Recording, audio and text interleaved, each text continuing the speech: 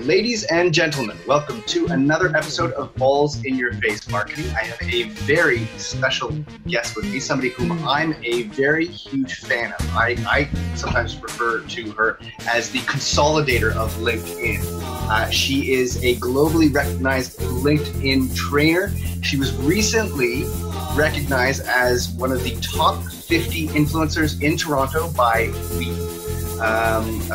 Millennial. You'll tell me about the company's name that's behind that. Ladies and gentlemen, Shelly Elslinger. I woke up in a Soho doorway, a policeman knew my name. He said, "You can't go sleep at home tonight if you can get up and walk away." Thanks Shelly, for having me. Thank you so much for coming on. It's such a pleasure to speak with you. As far as I'm concerned, I think you are one of the best content creators. Now, I know certainly you're not one of the most prolific, but what you, let's say, lack in quantity, I think you make up for in quality. The stuff that you put out, I think, is so helpful. For example, you put out a few weeks back this list of, LinkedIn tips, 50 tips for people. 50 tips. Amazing. To flex your LinkedIn intelligence muscles. There you go, LIQ. Very well. Again, I mean, it's absolutely brilliant. That's the thing, is there's a thoroughness to what you do. You have also, in addition to compiling a list like that, you've also been compiling influencers and people along the way. What inspires you? What makes you kind of organize the world so much? The LinkedIn world? Yeah. So there's a few things. I started the Changemaker series, which I included you in. I think it was the last one or the one before that. Mm-hmm. I'm actually up to over 120 people, professionals, influencers, changemakers on LinkedIn that I've kind of highlighted with quotes that they have put forward. What started off as a one-time thing, like really a one-on, just kind of grew from there. And I knew that I had something that was going to allow me to just highlight these special people that I call my people pod and also my LinkedIn fam, but also that I would have the chance to actually connect people, because by putting links out there and quotes out there, people will connect with certain people. And that allowed me to really do almost like a mass connection type thing. And so it actually worked out really well that I was able to do that. And now I'm on, and the next one that I do is number 10, and I'm actually going to do it on locals in Toronto. I have not done one on locals, so I'm going to do one on locals. Amazing. Yeah, I know. And boy, what an honor it was to make it onto your list. I was very chuffed for about a week. I made it on. I made it on Shelly's list. Yeah, I'll have to bring it back then, because I like to remind you of that. So you are a LinkedIn trainer and career coach. Tell me a bit about what you do for people. Okay, so my business has kind of morphed into a few things. So I started in 2010. My company is Linked Express. I do all kinds of different trainings, but I think what has happened now is that it's really morphed into more like group trainings and empowerment trainings, because I really use LinkedIn as an empowerment tool. I'm a kind of different trainer. I want you to use that tool to empower you, because this is a space you can have to develop your online, real estate, I call it, your online real estate, but also this is a chance to give many people that don't necessarily have that outgoing and extroverted personality a way to develop something and then go from online to offline, maybe a little bit different than we're normally used to go from offline to online, but I like to take it in the other way. So it's kind of morphed into that, an empowerment tool. I like to do keynotes. I do like to do speaking engagements, and I like to do a lot of group coaching. I also do talks on LinkedIn Locals and different things like that, because I really believe in the power of community. So when I can do something on a bigger mass, it allows me to affect not only one, but several individuals. And I'm also the LinkedIn trainer at U of T. I'm here today at Rotman Commerce at the business school. So that's allowed me to really empower a lot of students in terms of their career development and also their confidence, because if I really take a big look at how students go through their career development, it's usually not because they don't have the degrees or the ambition or even the GPA. It's because they don't have the confidence. So if I can use LinkedIn as a way to help them build their confidence and let them shine online, then you know what? Like, I feel like I'm in exactly what I should be in. Absolutely. And I do, I think that's so important. And I don't think it just applies to, let's say, a young student. I mean, I suffered, I'm in my mid-40s. I would say that it's not that many years ago that I also suffered. We talked a bit about imposter syndrome a bit before the show. I mean, I think a lot of people, professionals who've been doing, have been in their career for years and years and years, and for some reason feel as if the second that they sort of branch out on their own, or even just sort of applying for a job, feel as if for some reason they don't measure up, even though their skills and their quality and their training, etc., are at a very high level. What do you think's behind that, and what are some tips that you would give to people who feel as if they're suffering from imposter syndrome? Yeah, well, imposter syndrome is a big thing, and I think it's where my LinkedIn and high heels, Rise Up and Lead Online came from, because it affects a lot of women. So I decided to, again, use LinkedIn as an empowerment tool to kind of help them get a voice, because it was actually found out that on LinkedIn, more than any of the other social media sites, people suffer the most from imposter syndrome. And I was determined to change women's lives, but also now it's, again, it's not just women and it's not just students, it's practically everybody feels that way sometime in their life. But to be honest with you, I think when it gets really bad, it's when we allow it to affect our lives, especially our professional lives or our personal lives for that matter. So my tips for imposter syndrome is simple. Always keep in mind that, like, every expert was once a beginner. So when we keep that in mind, we have to start somewhere. And so when every time I work with people in general, with professionals in general, or aspiring professionals, I always say, find out what you're comfortable talking about and start following other people that are talking about similar things on LinkedIn. And that will kind of get your own rhythm going. It's not about finding somebody else's rhythm, it's about finding your own, but find out what's going on there and who you can connect with and who you can kind of like relate to and work with to get your voice heard. But it takes time and it takes consistency, and it takes taking on the fear and fighting it anyway. So that's really my number one thing. Number two is, again, go to the beat of your own drum. You know what you're good at. Don't try to be like other people. Don't try to compare yourself. At first, I thought I had to be the same kind of LinkedIn trainer as everybody else. And LinkedIn trainers are really a dime a dozen. There's even pop-up ones right now. But the whole point is that I am not a typical trainer. As I said, I use LinkedIn as an empowerment tool because that's how I want to use LinkedIn. And that's how it works for me. And that's how it works with the audience that I work with here at the university, and also people that I work with that are entrepreneurs, executives, CEOs, speakers, coaches, you name it. We all experience that, and sometimes we just need somebody to kind of guide us and get us through that kind of like, I'm just not good enough and somebody's better than me and somebody else should be doing it. We also have to, and I'll say like Tofi Evans, I don't know if you know him, but Tofi's a great guy, very much into mental strength, and I listen to him a lot. And I think it's really important to rewire our brains, that when we start to think that we're not good enough, to turn that around and say to ourselves, who said that? Who said that we weren't good enough? Of course we are. And then go forward. And then after a while, it just comes second nature, and you just end up doing it. You're right. Absolutely. No, I mean, I believe very strongly in that, and there's some good science behind it, like sort of cognitive behavioral therapies that one can deploy to. You're right. One step is catching it, first you have to hear it and notice that you're doing it. And then you have to sort of then rewrite that process. And also to your point about just sort of diving in with what you're comfortable with, I can certainly attest to the fact that, you know, me doing this show, I had no intention of doing this show. Like it really happened to me quite by accident.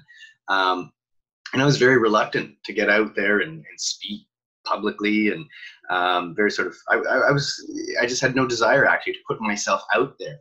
But it didn't take long, I have to admit, after just sort of speaking and doing it and just sort of accepting the flaws and, you know, not liking how I said something and just kind of looking past it and ignoring it. And after a little while, for sure, I kind of fell into a rhythm with it. I found my groove. I found my voice. And look at me now. so I think that's it's a great point. So when you talk about how you're using LinkedIn, would you say that that's changed over the last year or so compared to what it was before? Because I certainly have felt that it, up until, let's say, sort of up until the introduction of video, it really was sort of more just like an online resume. At least that's how I perceived it. I think a lot of people, still do, but I believe that it has evolved into this growth platform. Oh, it has evolved, and I am so happy. In 2017, actually, this hashtag came out called LinkedIn Human, and it really kind of represented that evolvement that happened with LinkedIn, and so it was kind of neat to have that hashtag attached to it. Yes, when LinkedIn started, a lot of people just took it on as a online resume. They still do. Many people still do. They cut and paste their resume. It's probably the worst thing that they can do. It's one of those big LinkedIn no-nos. Yeah. Because if they want your resume, they're going to get the resume, and the resume is just pretty much a chronological one-page outline of what you've done professionally and academically. But LinkedIn is really your story. And it was always meant to be that. In fact, what was really neat back in the day when LinkedIn was, created, was that there was an empowerment part of LinkedIn. And I think that that's why I really like kind of resonated with it and wanted to use that as a tool as opposed to Facebook and everything, because I felt that, wow, like so much about career development and so much about our own professional development centers around confidence and feeling empowered. Mm-hmm. So it has changed, and I'm grateful. And I think some people have taken a lead on actually going back to what LinkedIn was originally supposed to be. And now I think more and more people are getting on the LinkedIn train, and that is absolutely awesome. Yeah. Because we do not connect with robots. We do not connect with LinkedIn resumes. We connect with humans. And underneath all of the writing that we do and all the content that we put out and all of the sharing that we do, there are humans behind all of that. Absolutely. And that's what we have to remember. And I am really grateful to be on that and to be part of a community. I call them my people pod, that have really developed and are starting to influence others, because I think that that's where the gifts come in, and that's where reciprocity happens. And LinkedIn and reciprocity go hand in hand. Absolutely. No, I mean, I couldn't agree with you more. I mean, I've said that frequently, that, you know, people don't buy from companies. They don't buy from bots. They buy from people whom they know, like, and trust. And that's about building relationships. And I mean, that's certainly something that I think is what's great about LinkedIn video in particular, is because so much of communication is nonverbal. It allows for people to really, impart, who they are, what they're about, allow people to get to know and trust them without even having a conversation with them first. So it's such a great way to sort of warm up an audience, I think. Absolutely. Yeah. So as somebody who's been a career specialist for a while, what's your take? I certainly, and first of all, I guess maybe tell me whether you agree with me or not, but I certainly have the feeling that, and I've spoken to, for example, other podcasters like Tim Allison. He's also a great Canadian podcaster, and we spoke a lot about the sort of emerging gig economy, this move towards freelance, especially when we bring up things like bots and stuff like that. I think, artificial intelligence, bots, all these things are going to displace a lot of jobs. That's sort of been a warning sign that I've been putting out there, but not in a doom and gloom kind of way. I think it's a great thing personally that, that people are able to build and develop careers that are true to what their core strengths and competencies are, that are fulfilling to them. I think it's a great move. I think it's moving sort of the power back to the people, away from the sort of corporate conglomerates.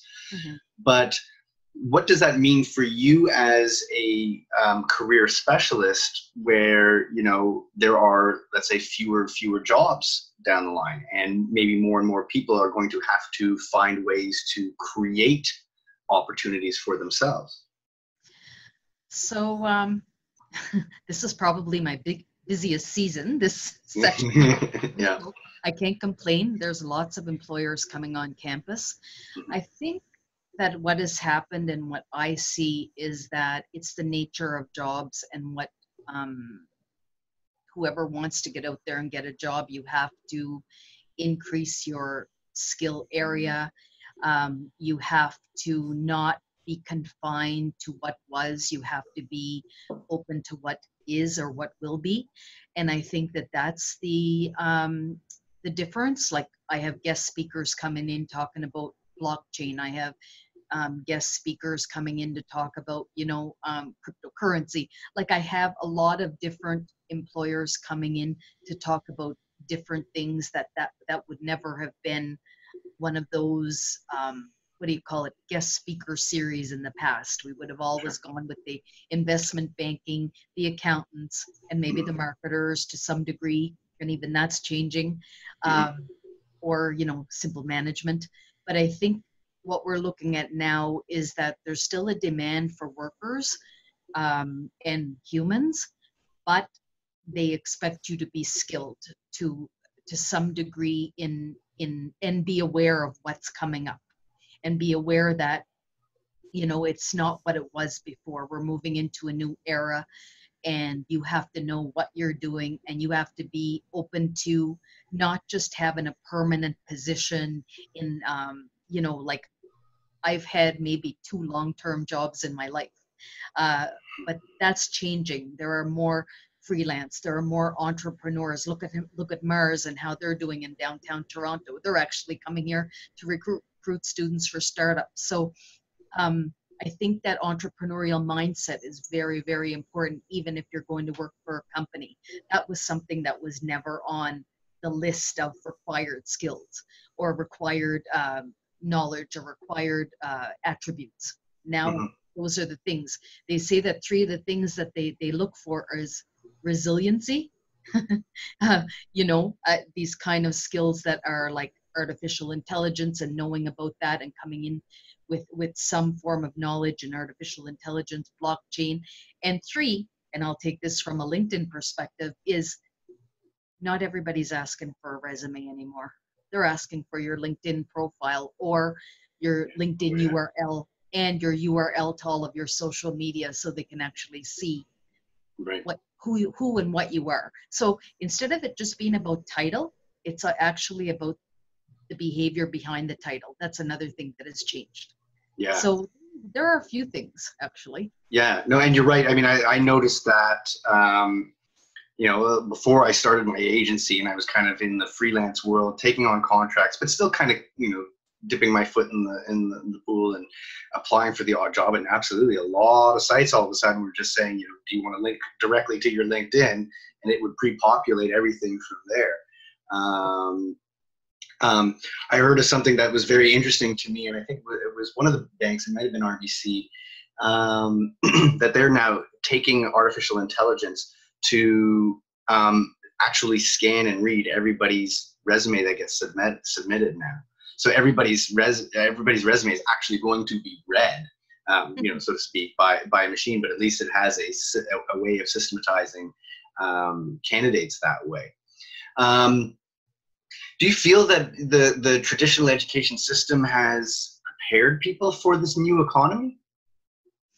That's a good question. No. Yeah. I think there are some universities and some departments that are, you know, avant-garde. They're thinking about the future, and they are preparing the students in different ways. But I think because the nature of education, we it can take a while to develop. Mm-hmm. So do I think we're always on top of things? No. I think that there's a way to go, definitely a way to go, because I think just in terms of how we market ourselves has changed.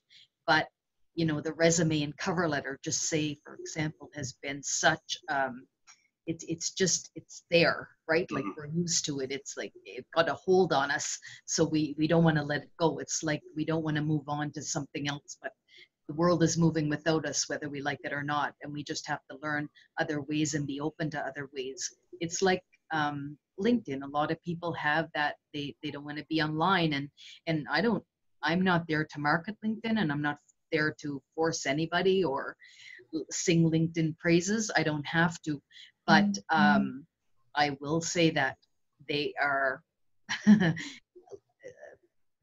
all the, you know, we're at what, 760 million around, if not more, people on LinkedIn, professionals on LinkedIn. It's a community, and we have to be amongst it. So are we preparing? I think it's slow, but I think that it's getting there. You know, it's all I can say, because I'm in education. I see where we still tend to, well, maybe not me personally, because I'm one of these people that always thinks like, let's get out there and let's do crazy things. Right. But I also have to realize that there is still a conservative side to education. And but I'm hoping that with time we become, you know, right now they're in this whole idea of making things experiential, which I'm really happy about. So I'm hoping that over the next couple of years, when things get settled and that's really implemented, that we're going to see a change in how education is implemented and how students learn.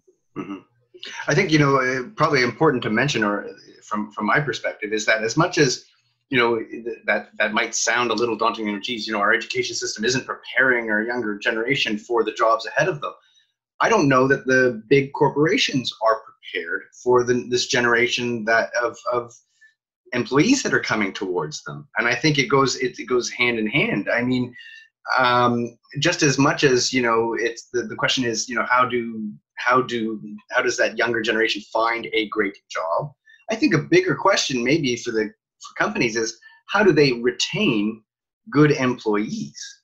Because I don't know that they're prepared to do that either. I don't think they are adapting either, or many of them have not adapted to this economy. I think what I foresee, and again, is that, you know, as I think you really kind of hit the nail on the head when you talked about the sort of need for having an entrepreneurial mindset, even if you take on a job.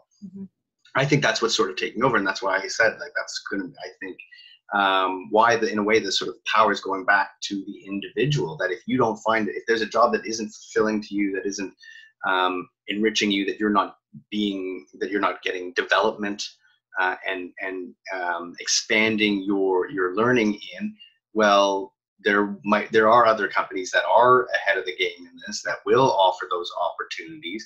And there are tremendous opportunities. New technologies allow for the individual to build up their own skill sets on their own. There's so much online training available now. They can do their own personal development and create opportunities for themselves. So what's keeping them, right? Yeah. So I mean, millennials and you know, that younger generation period have a different mindset going into an organization. They want to be heard. That's number one. They don't just want to be an employee or a number. They want to be heard. They want to have a voice. They want to make a difference. They want to be trained, not just hard skills, soft skills. They think of leadership, definitely, in every place that they go. So these are just, you know, a few of the things that I get right away when I'm surrounded by the, you know, by these students all the time, and students who are very, very proactive and want to make a difference in the world. And that's one of the biggest things that I recognize, is that they don't just want to be numbers. They want to actually, they want to change the world. Yeah. They want to change the world, and they want to do it from, one department up. Yeah. I find really it hilarious. Like, I mean, it's so fun because what I see and what I witness is exactly what you were describing of that generation, that they're very ambitious, very optimistic. And it's so funny because while in the workforce, I would hear these constant sort of stereotypes about that generation. They're entitled, that they're lazy, that they're, and then I start to interact with them, and I'm like, who are you talking about? I mean, yeah, I saw that one story about some 30-year-old in the States that was suing his parents because they decided to finally kick him out at the age of 30. But I mean, that's sort of the one bad apple that's given everyone a bad name. I just don't see it that much. In fact, I think that generation has the highest percentage of entrepreneurs than any other generation before it. I think that has the highest percentage of millionaires than any generation before it. I'm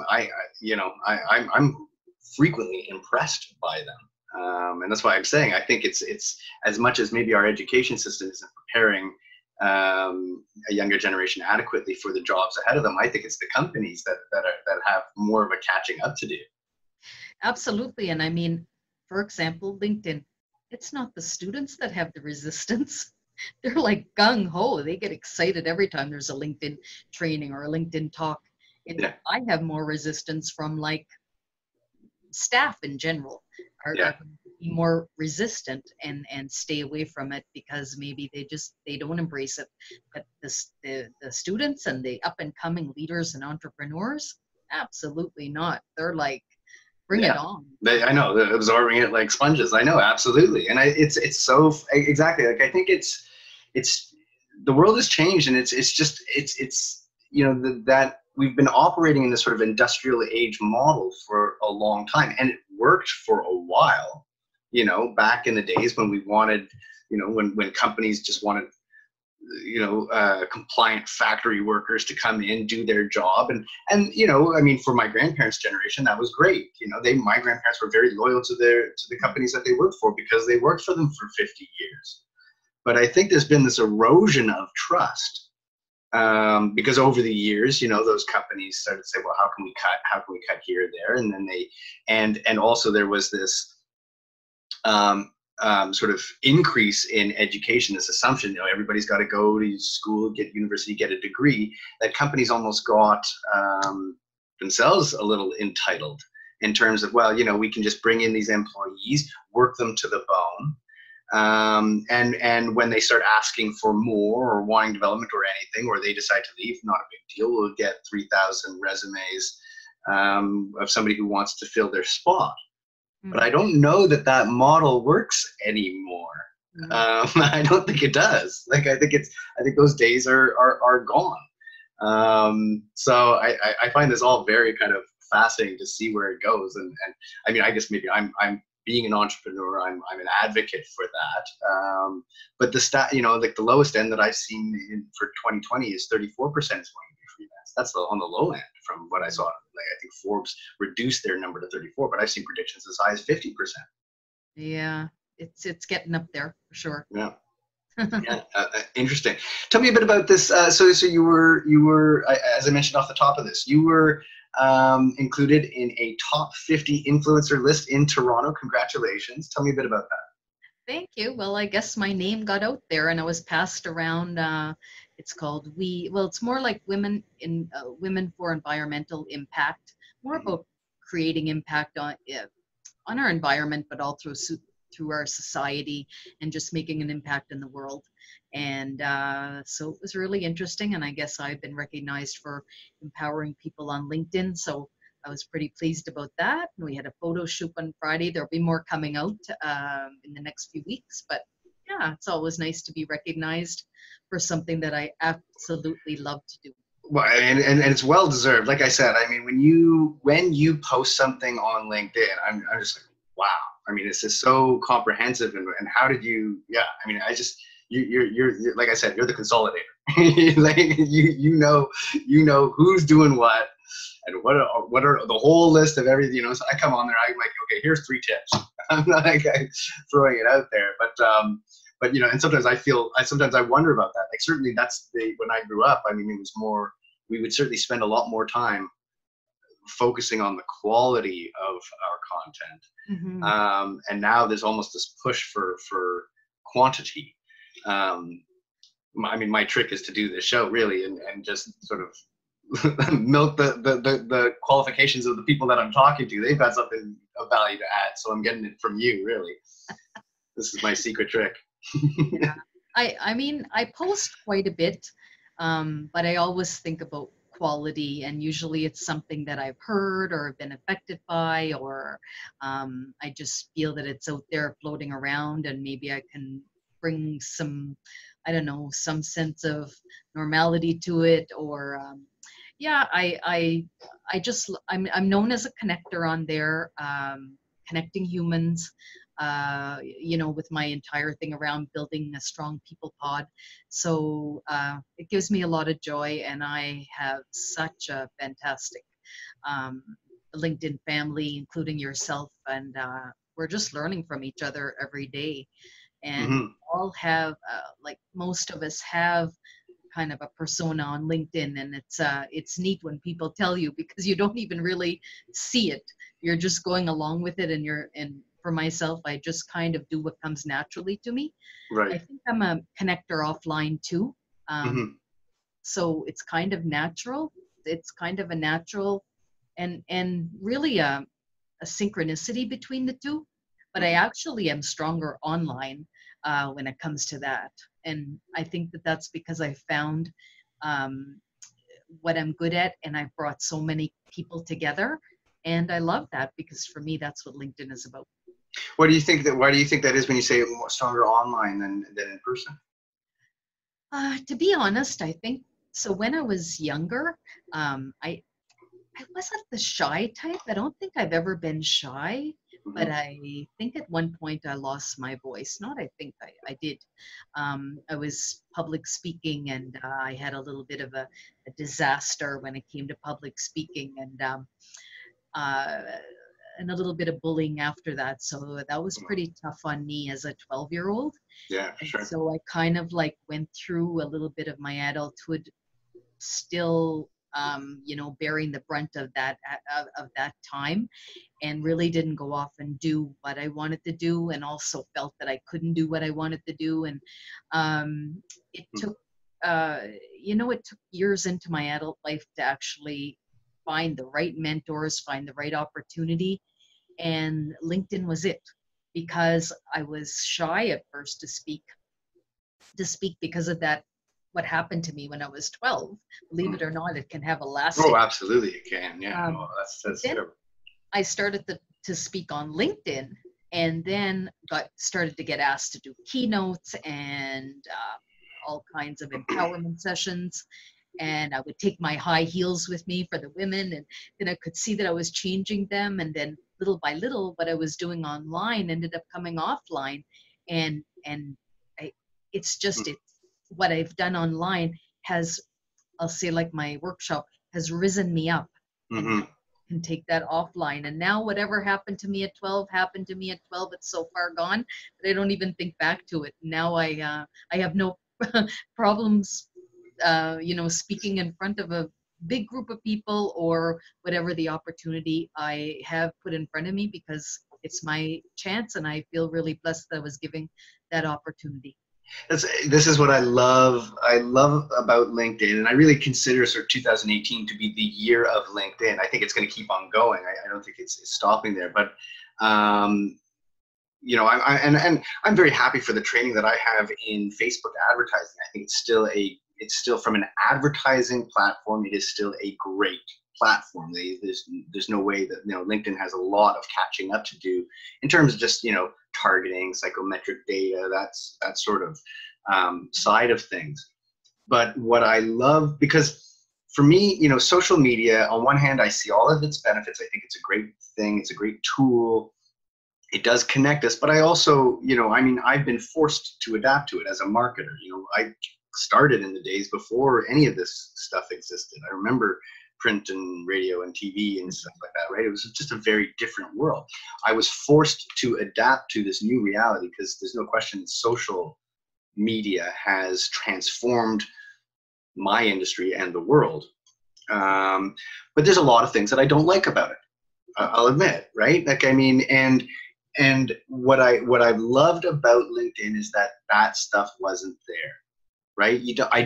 I mean, I suppose maybe you get the odd troll or the odd sort of negative comments, but not so much. And I think maybe in part because this is people's professional persona. They're not able to hide behind the mask of anonymity that you get on Twitter, for example, which is the worst as far as I'm concerned, right? Like, I mean, really, that's just a bar fight. But but exactly what I think what you're saying is the just the supportiveness, the openness, the willingness to talk about broader life issues and how they impact our work lives, how our work lives impact our lives. I have found it so refreshing to see that on LinkedIn and to see, people like yourself sort of find their voice and grow on the platform. I think it's just been amazing to see. Yes, it's and the support.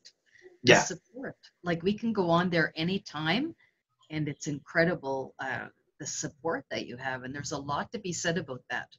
Absolutely. Yeah. And it's really the people who have made that. It's not so much LinkedIn. I mean, it is, but I mean, but it's the people that have come out and stepped forward. And the sort of the initial, trailblazers and thought leaders that have gotten on there and set the tone, hopefully for years to come. I think it's amazing. I'm really encouraged by that. And largely because, like I said, I mean, my major criticism of social media, I have a few, but I mean, one is exactly, like, I think as much as it kind of connected people, it also isolated us. Yes. And it really kind of made people feel very alone. I think I blame it for sort of the epidemic of increased sort of depression and suicide. It's not exclusively, but in part. And it's nice to see what I've been sort of referring to as this movement of meaning. And again, I see that movement starting on LinkedIn, and it's again about people really identifying, well, not looking at that again, like sort of challenging that work-life balance equation, and taking work, life, play all into one sort of holistic lens. And instead of this sort of balancing equation, or as Fraser Cameron sort of puts it, because the work-life balance implies that you have to take from one to give to the other, as he would put it. And I thought that was a great way to explain it.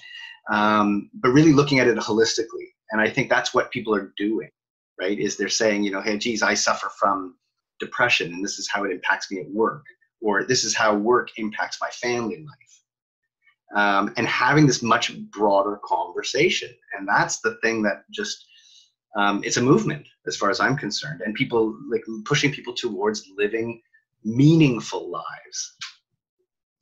Well, I can honestly say that one of the best things that I've done on LinkedIn so far, and it came from people showing their emotions and showing what they were going through on LinkedIn. So many people, I don't know if it was just the week or the time, but there just seemed to be a lot of people on LinkedIn going through a hard time and allowing themselves to share that with the LinkedIn audience. And so 23, I think, of us got together, and I don't know if you were able to see it, but we got together to do a compilation of us all with our quotes that we had, and it's called the campaign is You Got This. Mm-hmm. And it was probably the best thing I ever did, because to have 20 people or 23 people all over the globe come together and just put out a message there to people and say, you're not alone, and we're here for you, and if you feel this way, you're not the first one to feel this way. And It's traveled and it's impacted people to the point where we were actually getting messages saying, you know, I really needed this, or Mm-hmm. that message or that quote really resonated with me. And it's probably the best thing I did. Yeah. Yeah, no, I absolutely love it. So what's your advice? Here's a question for you, because this is where, I had a very interesting guest the other day, Zach Scriven, who really puts it all out there, right? He's not hiding anything. And I question, whether that's necessarily wise, because I think the way I look at it is there's nothing exactly. It is a great platform. You can be vulnerable, but there's also a way to do it. It doesn't mean that one has to go out there and talk about all of their problems and all of the things that are wrong. I think the person, for example, somebody who I would call out as having done a very great job at this is someone like Chantal Sumis. Yes. Right? She who has she multiple sclerosis. She's a single mom, lots of jobs. So she's been through the ringers. Yeah. She has this very balanced way of doing it. She doesn't come out there. She talks about her problems, but it's not as if, oh, woe is me. Yeah. Right. So, that's my advice. But what's your take on that? So I just did one on Friday about having one of those days, because I was having one of those days. And the way that I put it was just, are you having one of those days? This. I didn't get into a specific day, a specific example, a specific person, or I didn't get into anything like that. I just threw it out there so that people could resonate with the message I was sending. Mm-hmm. And give ideas around when you're having one of those days. I think it's a question of you're putting yourself out there to the world, to people you don't know. I mean, think about it in this way. Are you setting yourself up in a way that you may not like what you get back? Are you putting yourself up in a vulnerable situation? Because some people do. And like somebody said to me, if you put yourself out there like that, you have to open yourself up to criticism. Mm-hmm. But not everybody can take criticism. And then that can go into from that point, it can go into back and forth to actually online, fighting or arguing. Mm-hmm. So I think doing it in a more broader way makes more sense, because Mm-hmm. I think you can touch more people that way. And I like to avoid all of that fighting online, if you want to call it, or arguing online. I really don't have any time for that, and it just makes the stress worse. Yeah.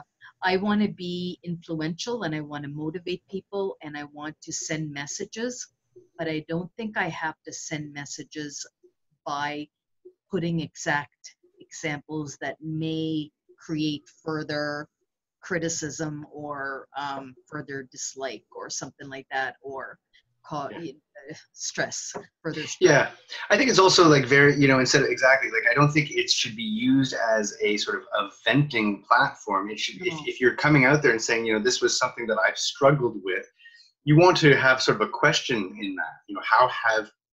How have you, other people, handled situations like this? And exactly, I think, as you're saying, not be getting too specific, making sort of generalizing it and saying, when something like this happens, when you experience X or Y, what are some tips that you might have, and ask the audience. And that's where I think, really then people really come on board and are very, this is where that support that we talked about really shines. You see it when somebody asks it in the right, frames it in the right way. Everybody piles on, and this is, oh, you can do this. And exactly like you said, they immediately, you got this, you're okay. The support's always, I find it so heartwarming to see. I love it. I absolutely love it. I think, yeah, and you made me start to think, when I bring up my bullying situation when I was younger, I bring it up in a way to empower people, because I'm not sad that happened to me. Mm. I'm actually quite grateful it happened to me, because I would never be where I am today without that happening to me. And, people like Chantal and people like Brian Schulman, who got diagnosed with Tourette's, he never gets on there and creates some kind of sad or Oh, well, he's about as positive as they get. He is as positive as they get. I call him my LinkedIn brother, and I'm his LinkedIn sister. So, you know, he doesn't get on there with anything negative around Tourette's. He uses it to really empower people and say you're not alone. So I think, you know, you triggered that in me right now by saying that, yeah, always go in there, and that's what I teach. Always go in there as an example. Always go online as if you are a leader. And I don't mean leader in title, I mean leader in behavior. So what is our purpose for, you know, be intentionally purposeful. So when you get online, what are you really trying to do? So before you just get on, think about it. Think about how you can use this message to inspire, to motivate, to challenge people in a good way. And I think that that's going to help you to decide what content you're going to put out there and how you're going to put it out there. I can tell you that I had a lot of debates about this show. A lot. I mean, it was like, I really did. I was very nervous about it. I mean, like I said, it all just kind of happened by accident. People and a lot of people kind of getting a laugh at it. And so far, so good. But even to this day, sometimes I wonder, you know, did I limit myself with it? I don't know. Good things happen to good people, and look. So far, everybody just gets a laugh, right? Which is really a part of what is part of the intention behind it. Exactly. Like I definitely feel like, you know, like work should be fun too, right? We can still get a lot done. Yeah, but you're also so natural in everything that you do, or at least how I've seen you. And I think that that is so appealing to people that they may get a laugh, but it's also very real. So yeah, hopefully. Well, I mean, exactly. Like I don't. I mean, what else? You know, exactly. That's what that's part of the reason why I decided to go ahead with it. Was it stemmed from my tongue-in-cheek sense of humor? Like these kinds of things. It really was a slip of the tongue. Is what really started the whole thing. And I was like, well, that's me. So be it. And might I offend the odd person by it if they don't know who I am or know? Okay. And that was really was I willing to offend? But you know, and certainly, and it's not my intention to, obviously. But the answer was yes. And in part because I think this is where I want. Well, really too. The other thing is that, you know, it's. I think because in part, like I'm want to try to expand the attention span of people. I think that's another sort of critique that I have of social media, is that it's sort of reduced our attention spans a little too much. You and I have grown up in the days when, you know, if you wanted to watch a show, you had to sit in front of the TV when it showed, or you missed it, right? Like, and you'd have to sit through the whole thing, and you'd have to sit through all the commercials, right? Like, I mean, we're used to that. Whereas I think these days, you know, people just see a headline and they immediately get offended and triggered, and they start, you know, like, and so I figured, you know what, like if people are going to be offended by something right off the bat, then that's not my audience. I'm quite, in a way, it was almost like, exactly as you said, it's intentional in a way. It's sort of like, if that turns you off, great, go get upset, go somewhere else, you know. And I'm noticing all of a sudden now I'm seeing a lot more people being willing to go for longer form content. People trying to do the 10-minute video, and I'm like, yes, go. This is great. Absolutely. Why? What's this whole sort of preoccupation with 1 minute, you know, 90-second videos? It's got to be 90 seconds. Otherwise, you lose your audience. Okay. You know. Okay. Yeah. So it's good to hear that you're backing me too. I appreciate that. That means the world to me. Yeah, I totally back you. And I learned one important lesson this year, and that lesson is not everybody's going to like you. Right. That is totally okay. That was a big lesson for me to learn, that not everybody is going to jive with you, and not everybody is going to get into how you do it or what you say. And you know what? That's okay, because we don't have to like everybody, and we don't have to jive with everything other people say either. We are going to find what relates to us, and it's a lesson that I think everybody has to learn at one point. It's hard. It's hard to think, because of course we want everybody to like us, but you know what? we'll be there for the people that we were meant to touch and to motivate and to inspire, and the same will come back to us. So yeah. No, it's such a transformation in the economy at large, right? I mean, that's exactly what you're saying. And the example that I use repeatedly, I need to come up with a new example because I keep on saying the same one, right? But I'm like, 20 years ago, somebody had some idea for a business and they want, where it's, okay, I'm going to crochet these funky little socks that appeals to 1 in 1,000 people. You had no business there, right? Like, I mean, you could not cold call enough people, knock on enough doors to show your socks to sell enough. But today, you can. And it's because, again, in part through, other platforms like Facebook, where you can say, oh, okay, well, I know that everybody who likes my socks also listens to this podcast, drinks this beer, wears these types of shoes, whatever the case might be. And then you could target them. Mm-hmm. And you could never do that before. So to me, this is very exciting that all of these people who might be thinking, geez, is there something, if you're passionate about what you do, if you love what you do, you can do it today. And I think that's very exciting and powerful and empowering new economy that we live in, as long as people sort of recognize it and aren't afraid. Absolutely. And it just, that takes me back to, I was doing a LinkedIn training, and in my way, my empowering way, which is always fun, because I think that I'm a pretty fun trainer, and I remember doing it for this specific audience, and they were not happy with me, and afterwards they said, we wanted you to do it like an online resume. And I said, well, I don't know why you would want me to do it like an online resume when you have a resume. And if that's your choice, just to take your resume and put it online, then you don't even need me. I mean, look, you said that off the top, and absolutely. Anybody who's listening, 1, if somebody wants your resume, they can ask you for it. 2, you can upload your resume to LinkedIn. Yeah. It's that's funny that people are still treating. You're right, exactly. Like, I think that's one of my top advice. I mean, that line right under your name, tell people what to expect. Don't give your job title. They can just scroll down to see what your current job title is. That's the thing that's going to appear everywhere you write something, everywhere, tell people what to expect if they are to engage with you.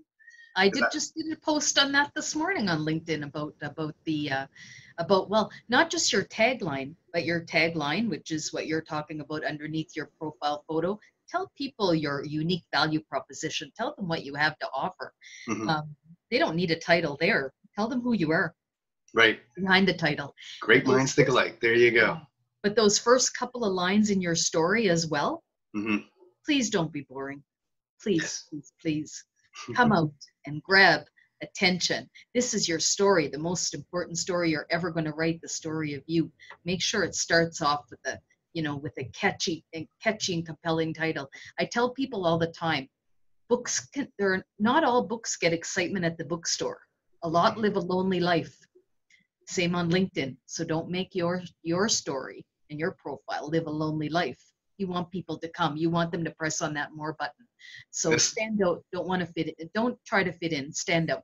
Absolutely, especially because me expanding people's attention spans is not going to happen overnight. So you gotta appeal to them right off the bat like that. Absolutely.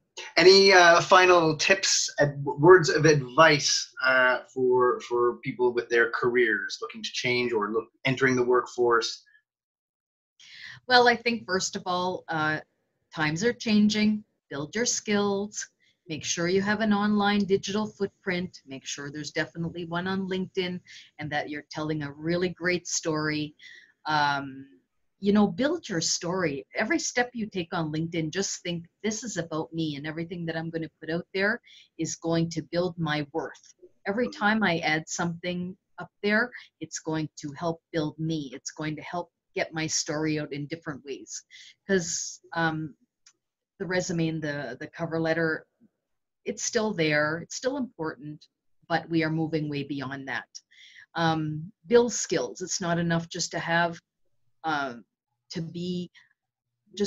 come out with a degree now and think that your GPA is going to be the thing that's going to do what you want it to do. You have to sell what you can sell. So you have to know your story, and you have to know how to not only write it, but you have to also to believe in it. I think that that's the biggest thing that people don't consider, is that if you don't believe in what you have to offer in your own story and that it's worthy enough, who else is going to believe in it? Yeah. And if you ever suffer from moments of imposter syndrome, as we spoke about earlier, just go through it. Fight the fear and do it anyway, because that's the only way a beginner will become an expert. That is some amazing advice. And yeah, people love stories. Everybody loves a story. So, man, great stuff. Shelley, thank you so much for coming on. It's been such a pleasure for me. I've been a fan of yours for a while, so it's nice to finally meet you face to face. Thanks so much for coming on the show. It was great. Thank you for having me. I really enjoyed it. I've got big balls. I've got